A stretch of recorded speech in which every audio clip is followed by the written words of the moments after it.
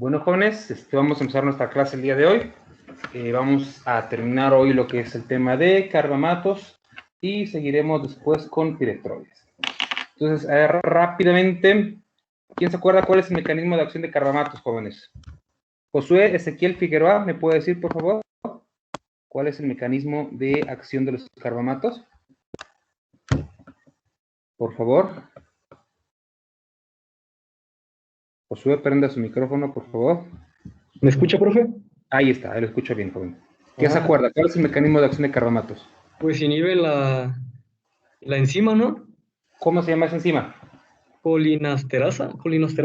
Acetilcolinesterasa. Sí. Eso, muy bien, joven. ¿Y dónde se encuentra esa enzima?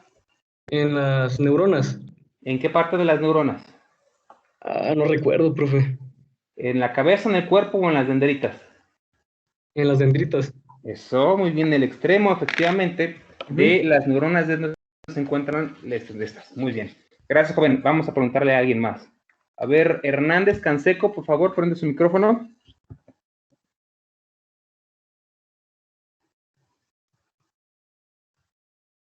Hernández Canseco, ¿se encuentra ahí?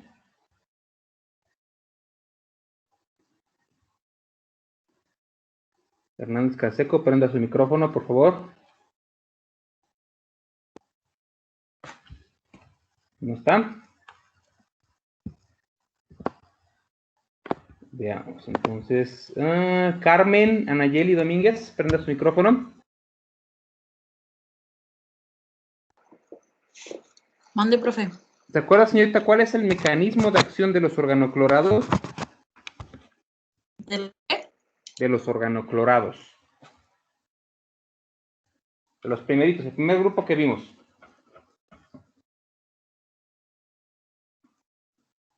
¿Cómo es que matan ese grupo? Atacan. Nos había dicho que ataquen los puentes de sodio. Muy bien, ¿en dónde? No recuerdo si era en el cuerpo de la neurona o en...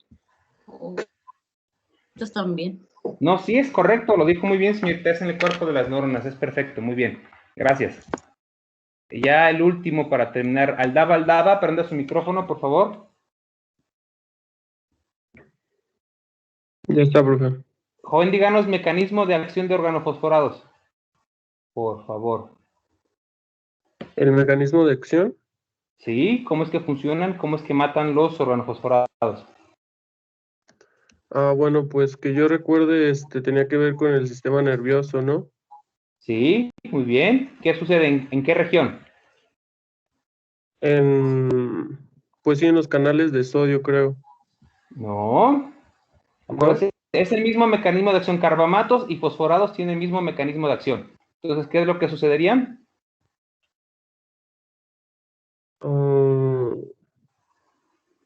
Creo que interfería en la comunicación, ¿no? De las neuronas. No, al contrario, No. las comunica más. ¿Se acuerda qué es lo que dijo hace rato su compañero de mecanismo de acción de carbamatos? ¿Lo escuchó? No, es que apenas accedí a la clase. ¿Interfiere con qué enzima, joven?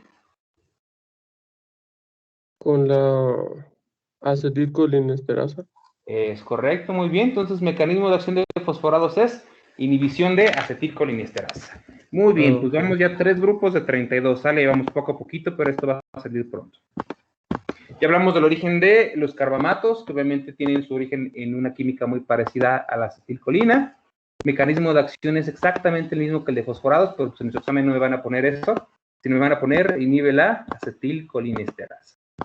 Y como les explicaba la clase pasada, tanto los carbamatos como la acetilcolina, pues prácticamente tienen una estructura demasiado parecida. Esto hace pues que sean muy tóxicos, ¿no? Entonces, tanto grupo de fosforados como grupo de carbamatos son grupos que tienen ingredientes bastante radiosos.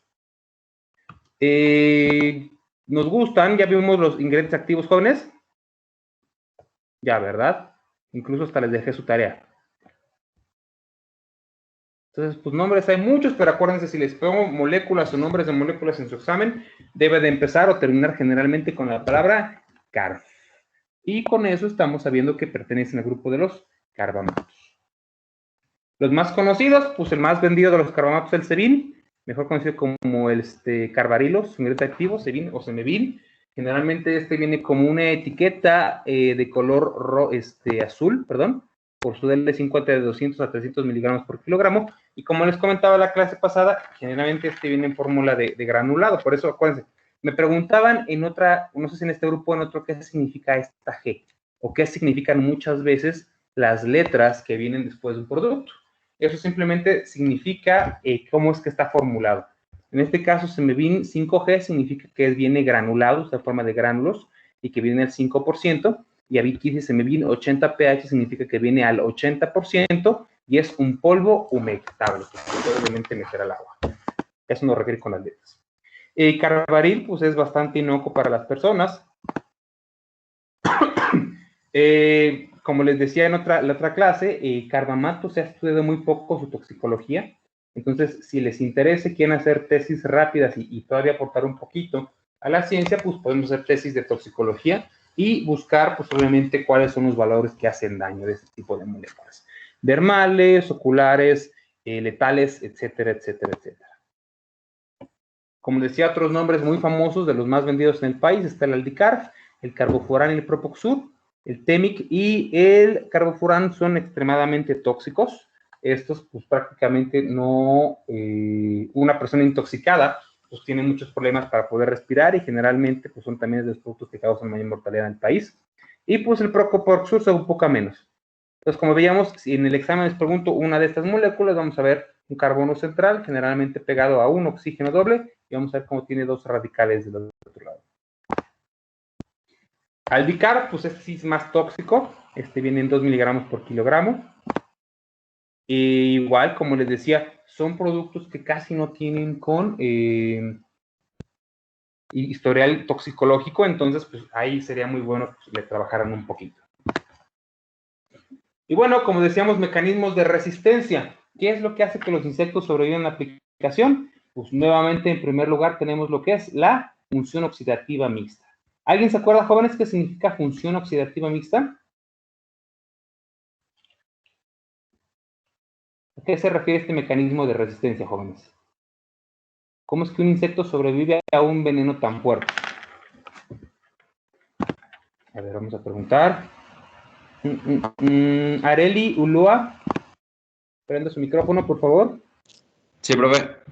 A ver, cuéntenos, ¿qué es la función oxidativa múltiple o mixta? ¿A qué se refiere? ¿Qué sucede con el insecto que hace que sobreviva? No sé, profe, no se me ocurre nada. Si dice oxidasas, ¿qué cree que suceda? Son enzimas que rompen el oxígeno. Exacto. Rompen las moléculas donde se encuentre, obviamente, enlaces de oxígeno. Entonces, si estamos viendo, por ejemplo, la molécula de estos cuatro, ¿será fácil que se rompa o no será fácil que rompa estas moléculas? Pues sí. Bastante, ¿no? Estamos viendo que estas moléculas tienen muchos oxígenos estructurales, lo que hace que simplemente cuando venga una molécula que tiene una enzima capaz de destruirla, pues simplemente corta acá y prácticamente el insecto sobrevive. Corta aquí y el insecto sobrevive. O corta de este lado y entonces el insecto sobrevive. Entonces, dato curioso, jóvenes, a pesar de que su principal mecanismo de resistencia son las oxidasas, este grupo, al igual que los fosforados, es de los grupos que más tardan en generar resistencia. Entonces, tratándolos con cuidado y con buen equipo de protección, pues prácticamente vamos a tardar o va a ser un rato el que tenga en hacer la aparición de la resistencia. Vamos a recuperar.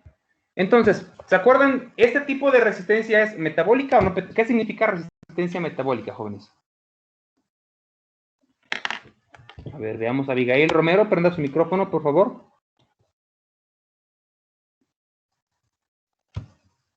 Abigail, ¿se encuentra ahí?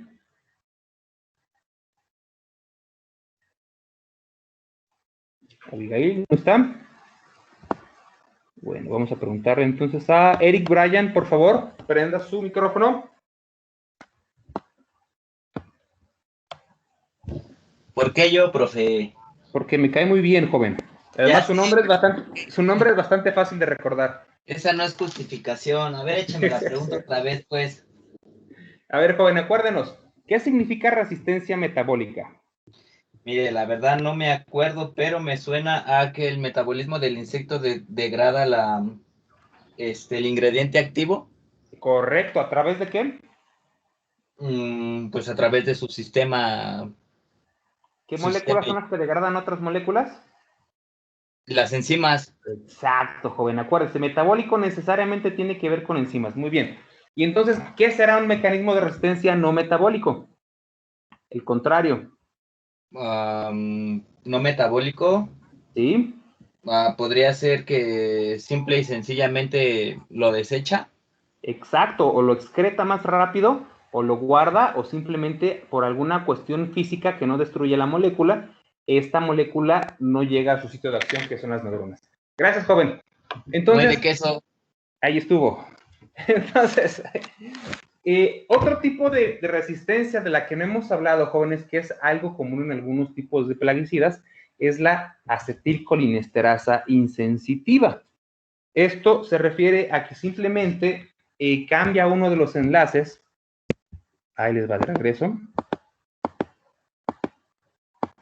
Imagínense, jóvenes, que un día la acetilcolinesterasa, de tanto que le estamos seleccionando, es como el que se las truena, pues está quemando tanto el neuroreceptor, que ¿qué sucede?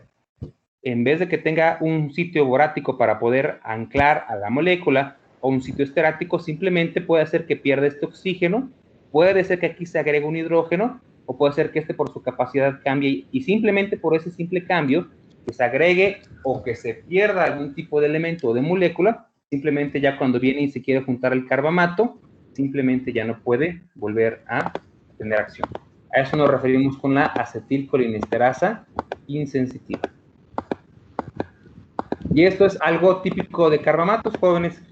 Pocas moléculas o pocos grupos hemos encontrado este tipo de resistencia, la acetilcolinesterasa insensitiva.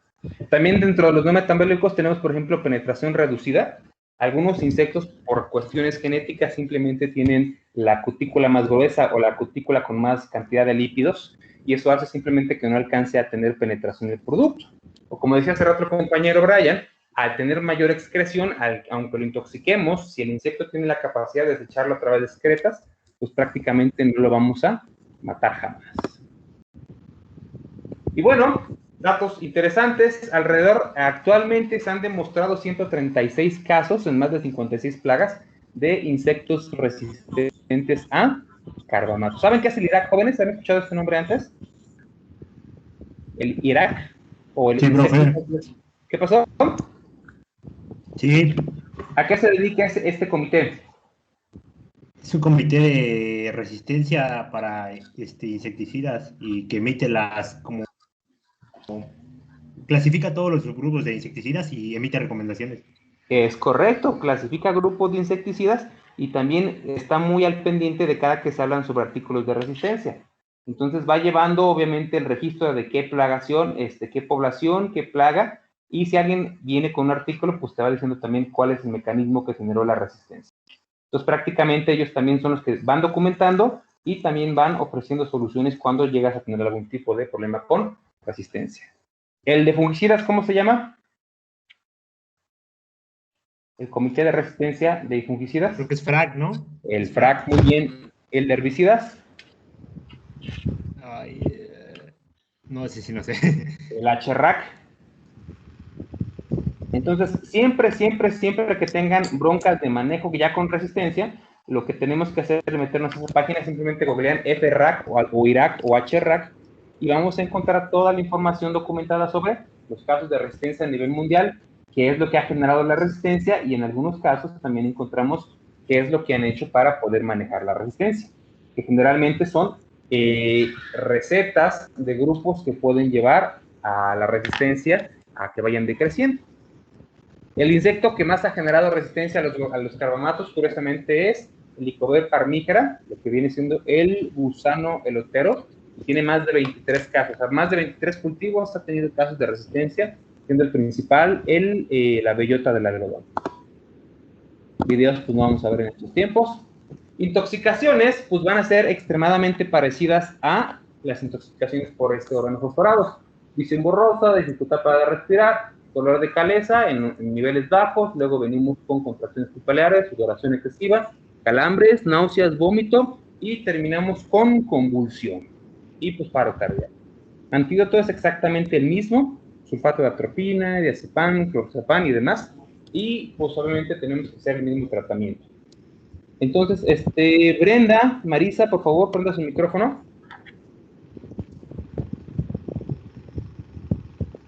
Díganos, por favor, señorita, ¿qué va a suceder si tenemos...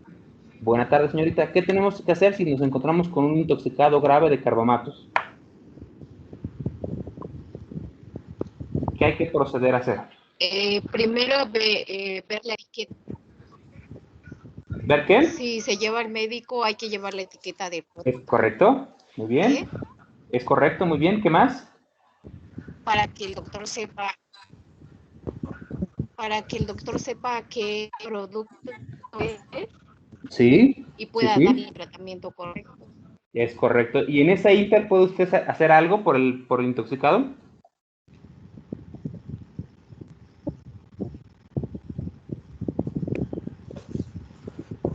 ¿Qué puede hacer por esa persona?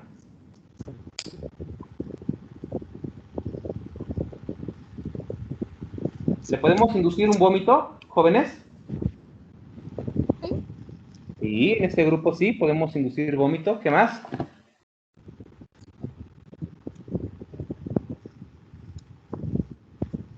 Acuérdense, en estos dos grupos lo que más nos importa, jóvenes, es que la persona no llegue a convulsión. Y para evitar que lleguemos a una convulsión, simplemente tenemos que favorecer que la persona respire, que esta persona obviamente esté en un lugar fresco, y si se puede, pues también administrar compresas frías. ¿Perdón? Ok, es de otra cosa.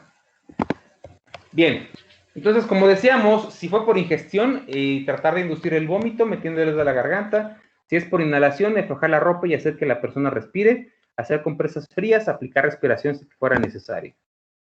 Si es intoxicación por los ojos, pues lavar hasta que desaparezcan los síntomas.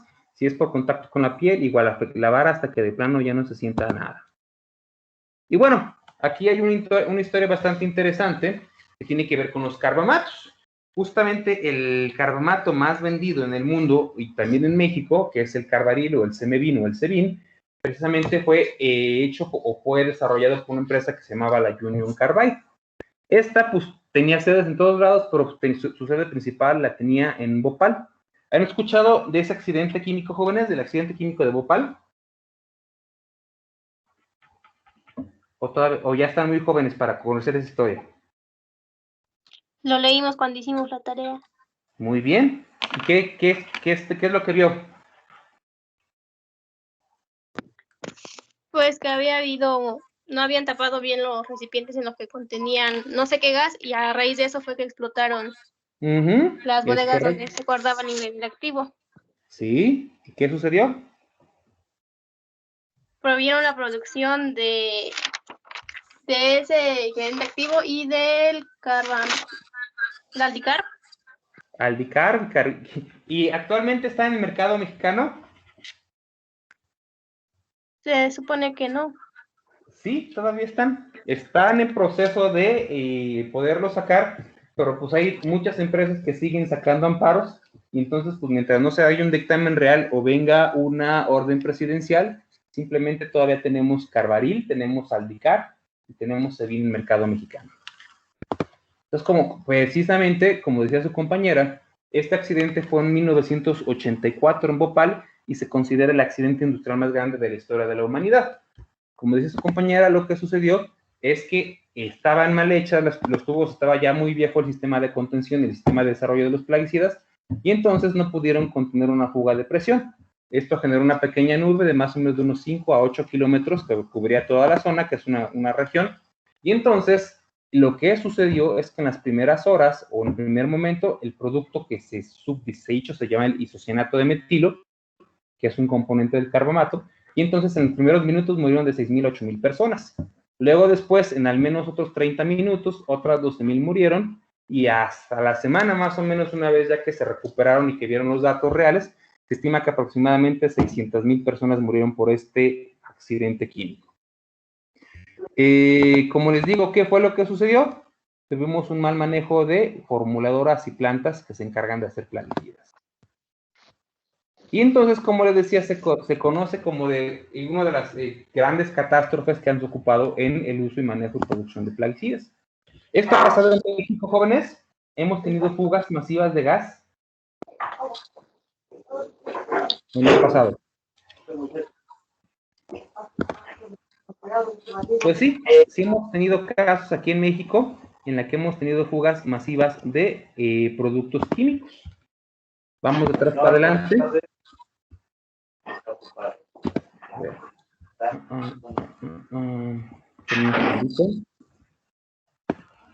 ¿Quién está hablando, jóvenes? ¿Pueden silenciar un poquito su micrófono? Ahí está. Listo. Vale, pues. Ahí quedó. Entonces, la primera, o una de las grandes primeras explosiones o tragedias que también han pasado en nuestro país fue en 1962, cuando la Agricultura Nacional Anaversa tuvo efectivamente un derrame de varios productos. Ellos producían pues lo más común, 2,4-D, que es un herbicida, paratilmetílico, que es un insecticida, malatión, y paraquat. ¿Qué fue lo que sucedió? Pues tuvimos una fuga masiva, y esto pues también tuvo como consecuencia aproximadamente unas 1,000 personas que se intoxicaron y murieron cerca de Córdoba. De ahí, más cercano, el 3 de mayo del 91, algunos de ustedes tal vez ya habían nacido, también tenemos otra que hubo una afectación muy fuerte, igual en la misma zona de Anaversa, en la misma zona ahí en Veracruz, y sucede que tuvimos este problema que tuvimos una fuga de gas, y hubo también al menos unas 15,000 personas intoxicadas y unas 300 personas que murieron. Y así será, jóvenes, cuando tenemos una fuga o tenemos un incendio de una planta formuladora, pues se ven unas nubes grandes y colosales. El síntoma muy típico, casi siempre en el 80% son nubes de color gris porque vienen con químicos, con plaguicidas, y lo que generalmente prende de ese color son los ésteres o los aldehídos, los que hace que se vean de color gris. Entonces, pues así es como se ve. ¿Es bueno, jóvenes, quedarnos en la calle cuando tenemos una fuga o escuchamos que truene algo?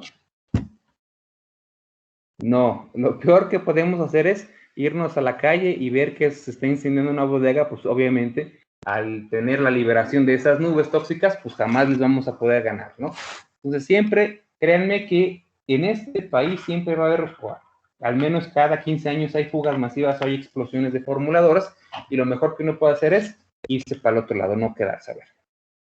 Solo dato curioso, jóvenes, aquí en Texcoco tenemos 3 plantas formuladoras de plaguicidas en muy mal estado de calidad, y tenemos pues, en todo el país formuladoras. Tenemos formuladoras en Toluca, tenemos formuladoras en Apizaco, tenemos formuladoras en Singilucan, en todos lados prácticamente hay formuladoras de plaguicidas de alto impacto.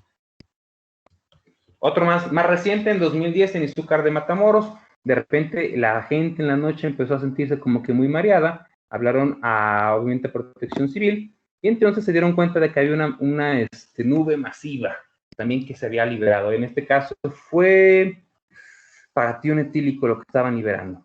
Entonces, son cosas que pasan muy seguido en este país, jóvenes. Entonces, también hay que estar informados y siempre tratar de correr hacia donde no vayan otras cuestiones. Otro igual, en marzo del 2010 tuvimos otra explosión de Anaversa, esta vez fue con dimetuato. Y entonces, como les decía, jóvenes, donde hay formuladoras de plaguicidas en este país, el riesgo de que tenga una explosión o un accidente es extremadamente alto. Entonces, la recomendación para esto es guardarse, escaparse y no quedarse a ver qué es lo que está sucediendo. ¿Qué hay que hacer en caso de explosión de una formuladora? No solamente las formuladoras, jóvenes. Este país, también cuando nosotros hacemos importaciones de Estados Unidos o incluso importaciones de plaguicidas de ingredientes activos, generalmente los movemos a través de trenes. Entonces también es bastante común que de repente cuando están robando los ferrocarriles, vuelcan los camiones, y también estamos viendo que de repente vemos cómo tenemos fugas de precursores de plaguicidas. Entonces en este caso, lo que hay que hacer cuando vemos una nube de plaguicidas, en primer lugar, es encerrarse en una casa, aunque no sea la suya, meterse en una casa, sellar puertas y ventanas y guardar recursos.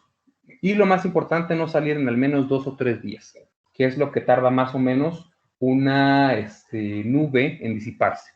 Ha habido casos documentados de lugares donde explotan algunos tipos de formuladoras y llegan a estar hasta 3 semanas los gases, obviamente polulando o estando por todos lados. Entonces, en ese caso, o se van a otro lugar, encerrarse en una casa y salir lo menos posible porque va a haber, obviamente, una nube tóxica en el ambiente. Y bueno, ¿preguntas de carbamatos, jóvenes? ¿Hasta aquí? Profe, Dígame. ¿y hasta cuánto se puede expandir la nube?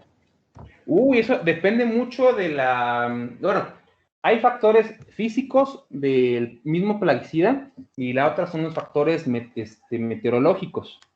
Si es una molécula muy, muy, muy volátil, aunque sea poca la parte que se está derramando, puede volar hasta unos 20 o 40 kilómetros sin ningún problema.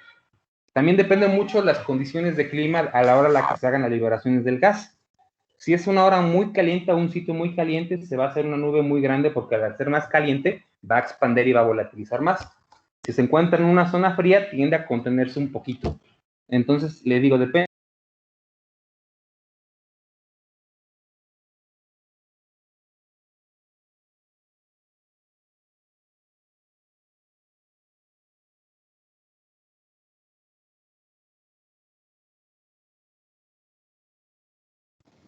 Soy yo, no se escucha.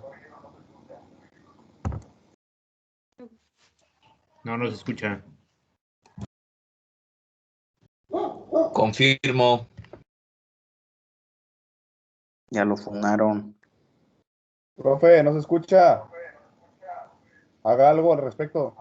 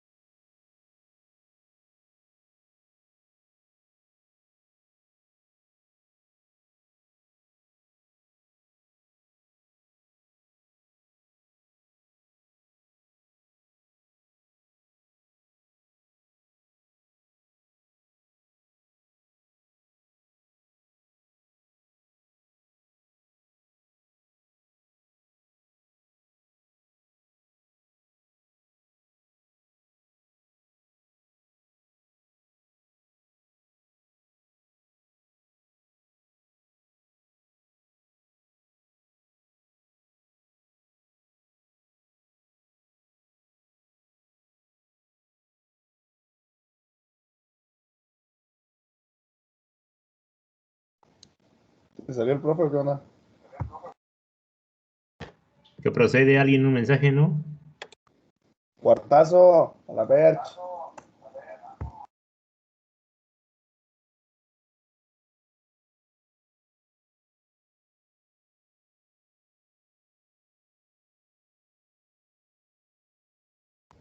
¿Qué pasó, Arelo?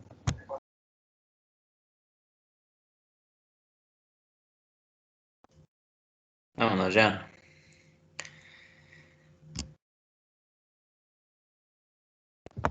Vámonos a la tía.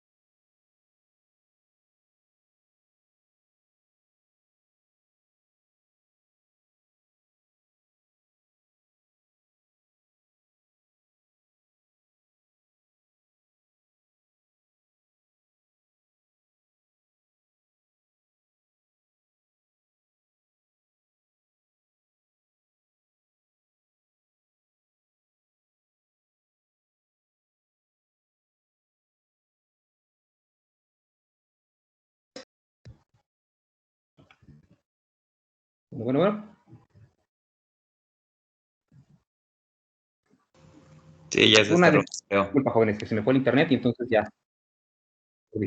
Entonces, les decía, depende mucho del factor ambiental y también depende de plaguicidas. ¿Más preguntas que tengan sobre carbamatos, jóvenes? Precio, muy baratos. Casi todos están en categoría roja y amarilla, son muy pocos, o solamente hay 2 que son de categoría azul. Igual hay que aplicarlos con mucha precaución, como si fueran fosforados. Y al igual que los fosforados, estos también son tóxicos a largo plazo. Entonces, pues hay que manejarlos igual con mucha precaución. Igual que el otro grupo, son los que más tardan en generar resistencia. Entonces, cuando tenemos broncas, tenemos que recurrir a estos grupos, tanto a carbamatos como a fosforados. ¿Más preguntas, jóvenes, sobre estos dos? ¿Sobre este grupo? ¿O ya pasamos al siguiente?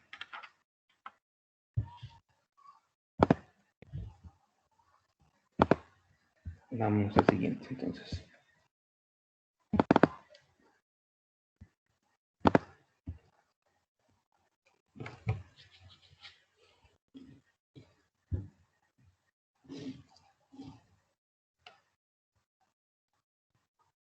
Listo, dejen carga y seguimos un momento con nuestra clase. ¿Qué han escuchado de los piretroides, jóvenes?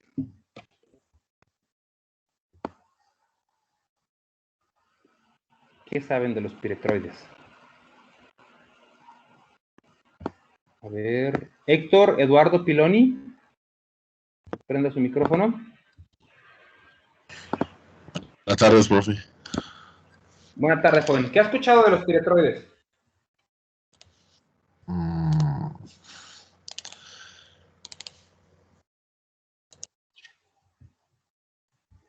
¿Son comunes los piretroides? ¿Se ocupan mucho o poquito?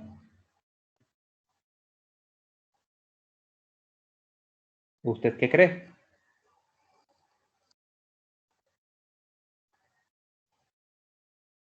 Pues bueno, jóvenes, el grupo de los piretroides es el segundo grupo más usado. ¿Qué tenía? Después de los... Dígame. ¿Qué pasó, joven? Nada, es que estaba hablando, pero tenía mi micrófono apagado. A ver, entonces repítanos, ¿qué es lo que ha escuchado de los piretroides? Pues que vienen de la piretrina, creo. Ajá. ¿Y de dónde viene la piretrina? Ah, eso sí, no lo sé. Bueno, ahorita lo vemos. ¿Qué más?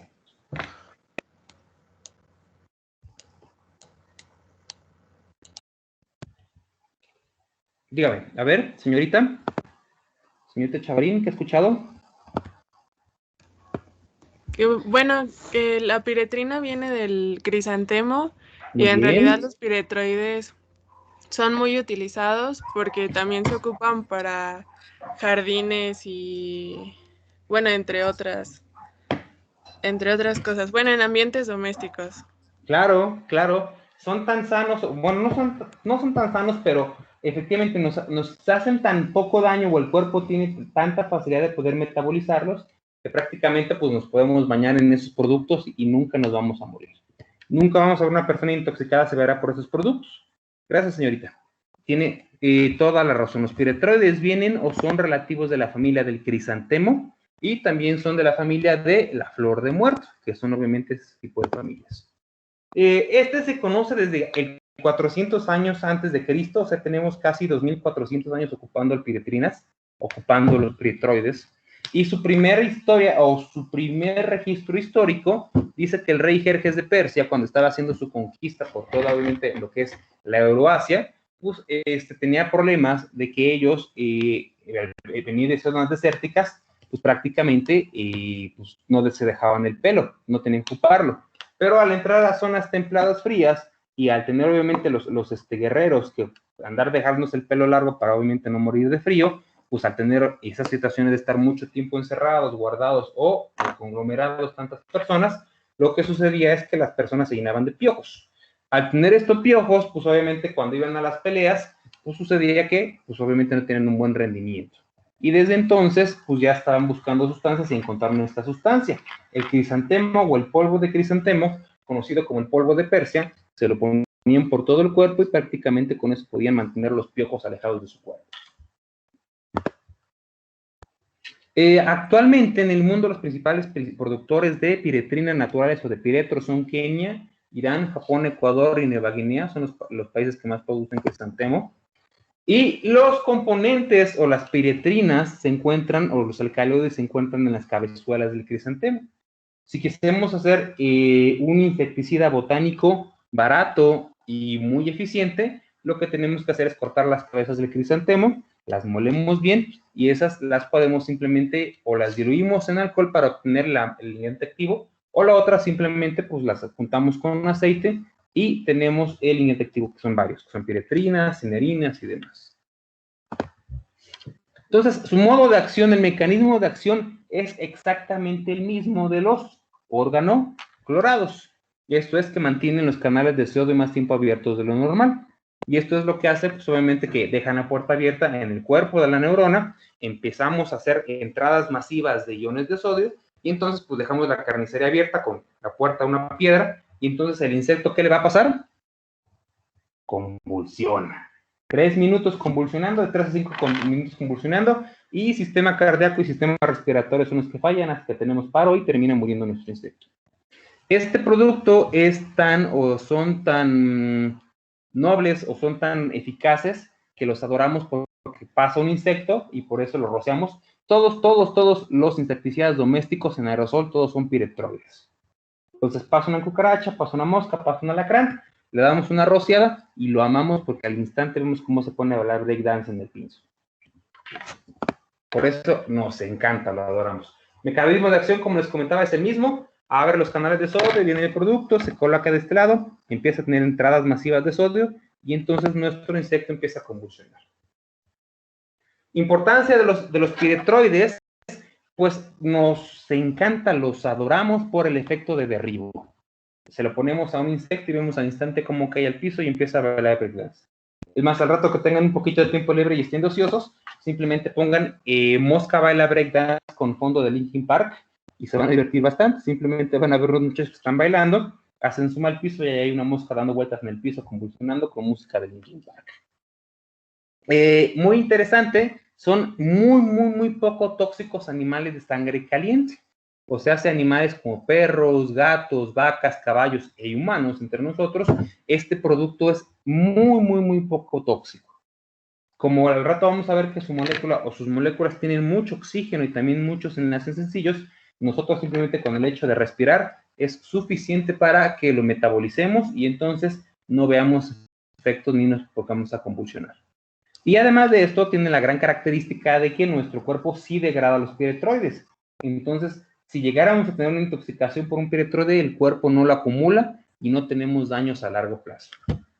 Eso sí, este grupo en particular me gusta mucho porque aquí hacíamos una práctica muy interesante, que simplemente era que le rociamos a los que lleguen tarde a la clase una lata del aerosol de rayolito del negro, que es el que pica más, que es la supermetrina más concentrada, y entonces vemos en cuestión de minutos cuáles son los síntomas que una persona puede generar con una intoxicación aguda de este tipo de productos. Y no solamente eso, sino como es un producto que es reversible y no deja daños a la persona, también vemos cómo es la forma rápida y práctica en la que una persona también, así como gana síntomas, también los pierde. Eso sí, estos productos pican como chile. Entonces, si algún día nos intoxicamos o estamos muy expuestos a piretroides, pues vamos a sentir que nos queremos arrancar la piel. A diferencia del DDT, no persiste en el ambiente, no hay datos sustentables de que se pueda mover a través del agua, no hay datos de que se haya encontrado piretroides en ríos o en mares, o incluso, esto es muy interesante, este tipo de productos también tienen efecto repelente. Es por ejemplo que los rayolitos, estas como laminitas que se van quemando, lo que tienen es una concentración demasiado baja de estos productos, pero al liberar tan poquito los insectos tienden o gustan de salirse de esta habitación porque les parece que es algo aberrante. Y sus residuos son de vida corta o extremadamente corta. Eso hace que, por ejemplo, hacemos una aplicación de un piretroide o de una piretrina natural, en muchos casos en cuestión de horas o minutos ya no hay residuos. Las moléculas se rompen y pues prácticamente no encontramos residuos. ¿De qué nos sirve que no haya residuos rápido? Pues toda aquella persona que tenga problemas de insectos y se dedique a la exportación, pues prácticamente hace aplicaciones con estos tipos de moléculas y no vamos a encontrar residuos en los productos que están ellos aceptando. Generalidades, nuevamente, este tipo de productos se encuentra, digo, lo que son, vamos a dividir los piretroides en dos categorías. Los piretroides naturales o las piretrinas naturales, y después vamos a hablar de los piretroides sintéticos, que es lo que ya se hace en laboratorio. Uno es lo que obtenemos a través de las plantas como botánico y el otro es lo que obtenemos ya en laboratorio, que al final son moléculas muy parecidas. Entonces, hay varios ingredientes activos, jóvenes, no solamente se llaman piretrinas naturales, sino ingredientes activos que vienen en las cabezuelas, viene el ácido crisantémico, ácido pirétrico, piretrolona, cinerolona y jasmolona. Son los distintos ingredientes activos que encontramos en las cabezas de piretroides. Y estos, a su vez, los podemos clasificar como piretrina 1, piretrina 2, cinerina 2, jasmolina 1 y jasmolina 2. Entonces, como pueden ver, jóvenes, es un grupo que no es un solamente ingrediente activo, son varios ingredientes activos y que estos, a su vez, pues, nos ayudan para tener a la raya muchos insectos. ¿Cuál es el principal problema que tiene este tipo de moléculas? Pues que efectivamente se rompen muy fácilmente. Es una cadena, generalmente son cadenas abiertas, muy sencillas, poco reforzadas. No encontramos piretroides con cloro o con bromo o con yodo, entonces hace que sean muy fáciles de romper. Tenemos enlaces sencillos por todos lados. Eso hace que las oxidasas, esto hace que las hidrolasas sean muy fáciles de poderla romper. También tenemos que estos enlaces sencillos los puede romper muy fácilmente la luz. Y aquí fácilmente también puede penetrar rápidamente las oxidasas. Entonces, dato curioso, este grupo es el grupo que más rápido genera resistencia de todos.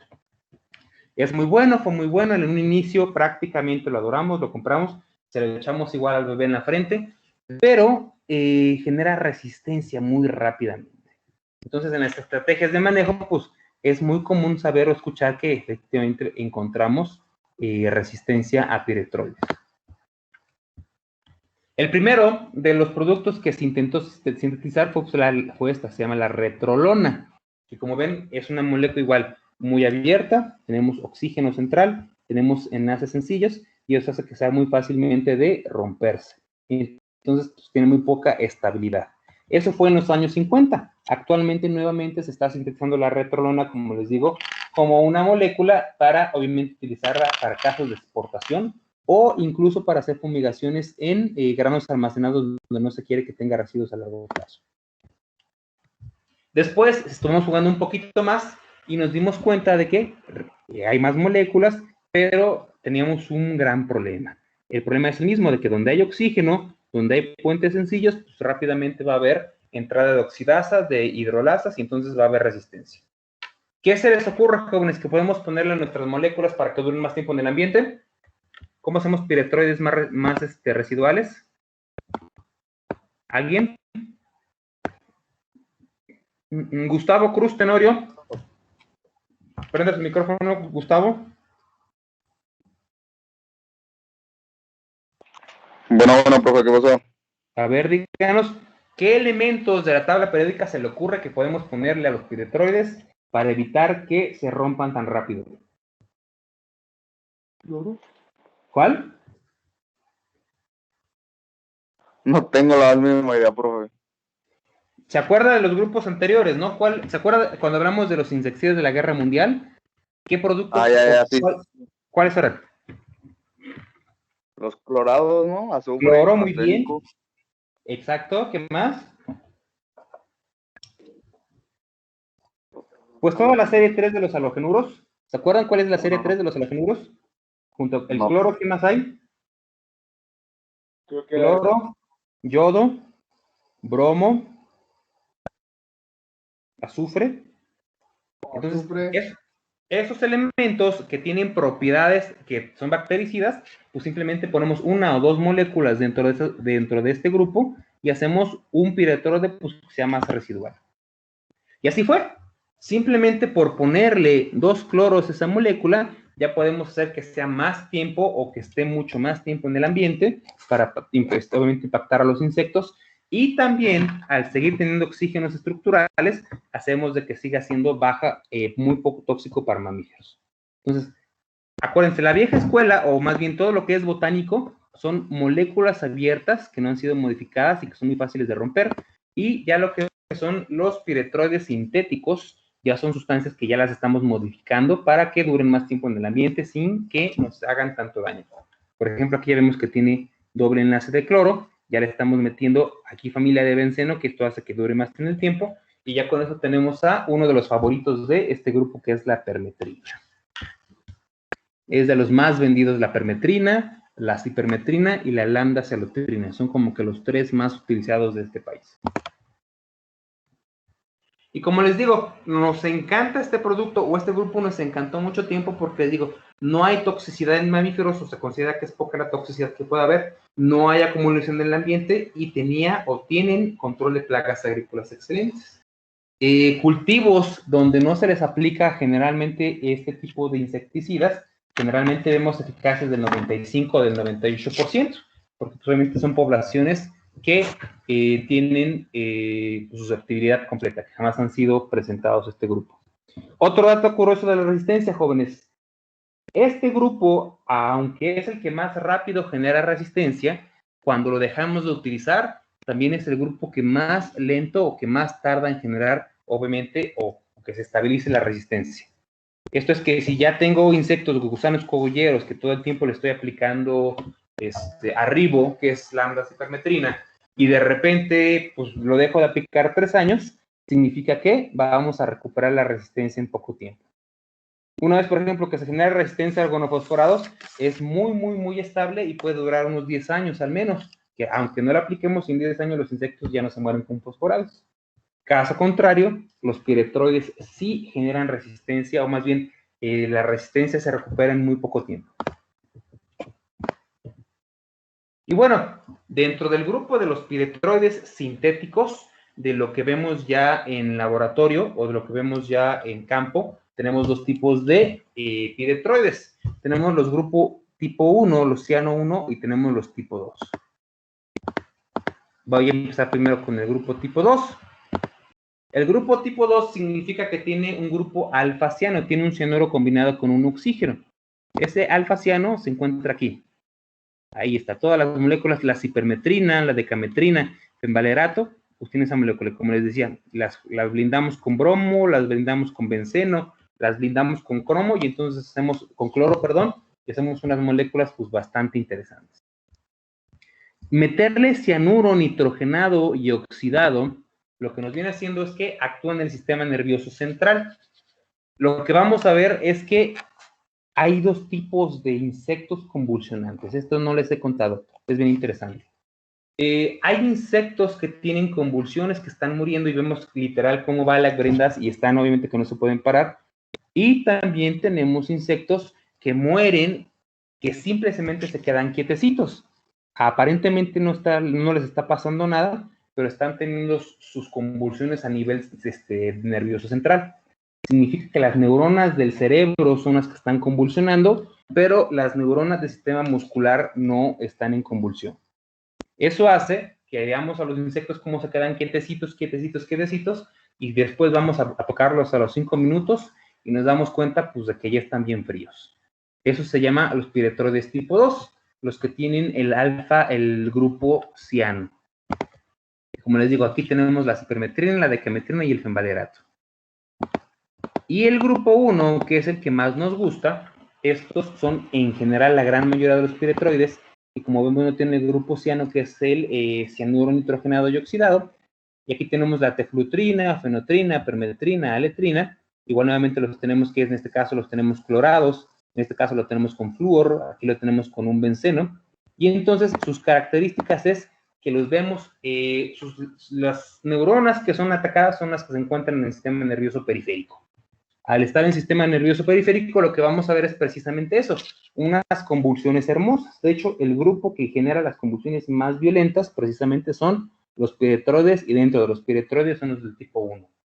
Genera temblores fuertes, convulsiones fuertes, y provocan descargas en los músculos. Si algún día se intoxican, están aplicando en campo este tipo de productos, los que son agrícolas, pues van a sentir efectivamente, como les decía, una picazón que van a querer arrancarse la piel. pero con el tiempo simplemente lavándose la ropa, lavándose el brazo o respirando o saliéndose de la zona del producto, pues prácticamente el cuerpo poco a poco va a restablecerse y no va a haber secuelas en su organismo. Entonces, acuérdense, tenemos dos tipos de piretroides, los ciano 1 y los ciano 2.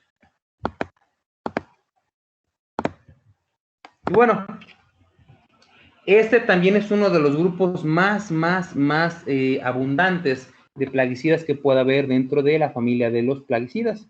Aquí debe haber más de 80 ingredientes activos, y su principal característica es que terminan en trina. Por ejemplo, aletrina, bifentrina, ciflutrina, lambda-cialotrina, cipermetrina, efentrina. Tenemos las excepciones como el fenvalerato, pero en su gran mayoría todas terminan en trina. Tetrametrina, teflutrina, permetrina, etcétera, etcétera, etcétera. ¿Sale?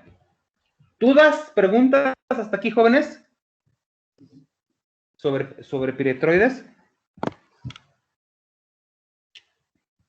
¿Todo entendido? ¿Qué tan caros son a comparación de los demás? Súper baratos. El grupo de los piretroides es un grupo que es muy barato. Como es una molécula extremadamente sencilla y también que ya tiene muchos años en el mercado, pues ya perdió patentes. Entonces son muy baratos. Los piretroides están en el rango entre los 200 y los 400 pesos el litro. El más famoso es uno que se llama Arribo, que es cipermetrina, como les comentaba, y ese está en el rango de los 280 pesos más o menos. Los que son un poquito más caros son los que vienen rebajados y que vienen con inertes más inocuos para las personas, pero los que son de uso urbano. Generalmente los piretroides de uso urbano vienen al 0.2, máximo 5% de pureza, y todos los que son de uso agrícola vienen arriba del 60-50%. Entonces, pues uno prácticamente con un urbano jamás va a sentir una picazona buena, hasta que uno vaya a jugar con un agrícola, pues ahí van a ver lo que es bueno, ¿no? Porque si les va a entrar por todos lados y pica bastante, como digo, pica sabroso. Pero no son del grupo de los caros, jóvenes, son del grupo de los económicos, los piretroides. Y todos los piretroides son etiqueta verde y son etiqueta azul. Así es. ¿Más dudas, preguntas aquí, jóvenes? ¿De piretroides? ¿No?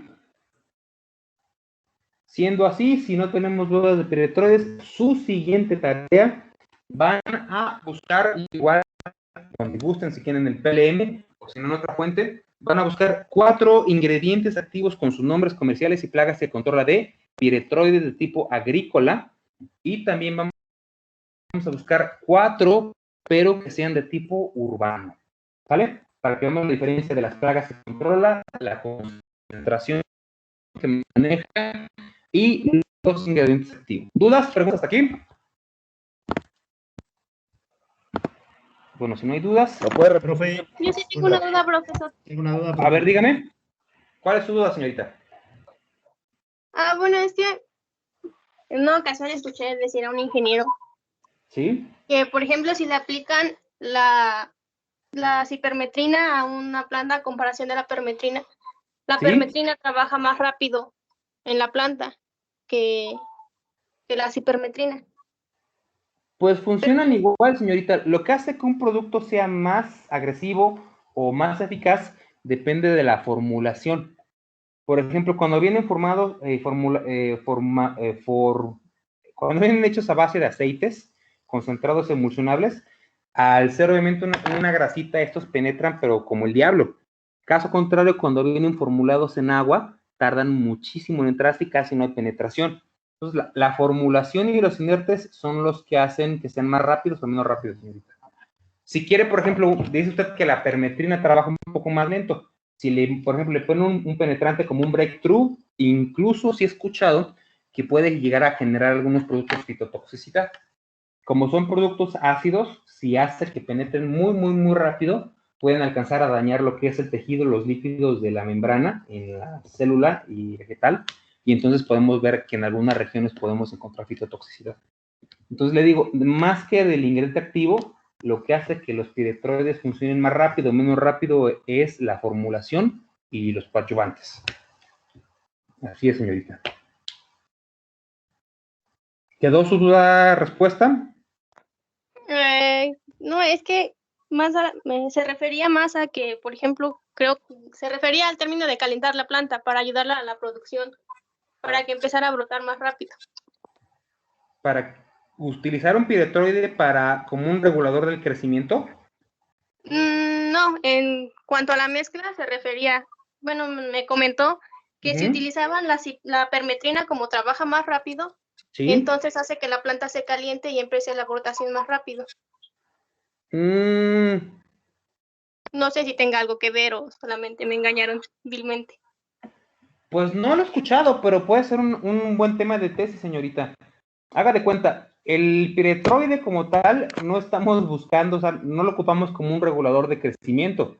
Lo que queremos es matar un insecto. Pero si lo ocupamos con el objetivo de que como un efecto secundario, cause un rebrote de una planta, pues seguramente también estaría interfiriendo en un mecanismo de crecimiento, que debe ser formación de auxinas o formación de gibberelinas. Pero eso es algo completamente para lo que no está hecho el producto. Entonces, en este caso, pues sería interesante. Yo no lo había escuchado, señorita. La verdad es que yo nunca había escuchado el que dijera que aplican piretroides para fomentar que una planta crezca más rápido. Pero se puede hacer una tesis y sería información valiosa. Ver si realmente como efecto secundario se genera o se hace que las plantas tengan una rotación más rápida. Ok, ¿vale? Gracias. A usted, señorita. ¿Más dudas, preguntas? Profe, ¿hay productos de los piretroides formulados para nebulización? Sí, sí los hay. Sí hay piretroides, generalmente los que vienen a base agua, esos se pueden efectivamente nebulizar bastante padre. Y se hacen unas nubes, pero preciosas. Entonces sí se ocupan, joven. Se pueden ocupar. De hecho, cualquier producto, siempre y cuando no esté formado con alcoholes, o sea, que no prendan por la temperatura de ignición de la nebulizadora, son productos que se pueden nebulizar. Entonces sí he escuchado de gente que utiliza nebulizadoras con piretroides y funciona bastante bien. Además, pues que los piretroides son baratos, entonces bueno. Lo que hace una nebulización es hacer gotas demasiado pequeñitas, abajo de los 10 micras. Entonces, al hacer una nube tan pequeñita, pues penetra a todos lados. Es una chulada. Así es, joven. Vale, muchas gracias. ¿A usted? ¿Alguien más? ¿Dudas de piretroides, jóvenes? ¿Hasta ahorita?